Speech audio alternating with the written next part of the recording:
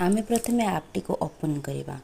Open कलापर आमर एमती देखेब एमती देखले आम लॉगिन करवा। लॉगिन कले आमर एंटर पिन देवा। मोर आगु हो जाए मो पिन को सेव करदेली। आम प्रथमे जावा एसएचजी। एसएचजी आमर केतरा अच्छी 10-16टा। आम एसएचजी के क्लिक कलापर सी एमती किसी गोटे शो कर। शो कलापर देखो आम 3टा डॉट अच्छी गोटे एसएचजी साइड्रे देखो 3टा डॉट अच्छी। ये 3टा डॉट उपर आम क्लिक करवा। क्लिक कलापर रिव्यू एंड अपलोड डाटा ताको क्लिक करवा। क्लिक कलापर आम एसएचजीटा पड़े अच्छी अपलोड ऑप्शन अच्छी। अपलोड करदे डाटाटी अपलोड हम एभी अपलोड होची। अपलोड होगापर जदि आमर एमती एसएचजी डाटा अपलोड फेल्ड देखो ताहने आउ थे ट्राए करवा। कि मुझे गोटे एसएचजी नहीं ट्राए कर तो आम जा बैक। बैक गलापर आम आउ गोटे एसएचजी गली तार 3टा डॉट उपर क्लिक कली।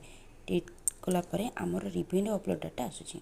अपलोड कलापर सी भी आमर से प्रॉब्लम देखो अपलोड होनी। अपलोड फेड देखो आमर यार हवा कारण आमर ए सबुआडे लोकस काम चलती। तो से आमर सर्वर प्रॉब्लम रू ये है। आपण राति 9टा कि 10टार आप अपलोड कर एसएचजी अपलोड हो।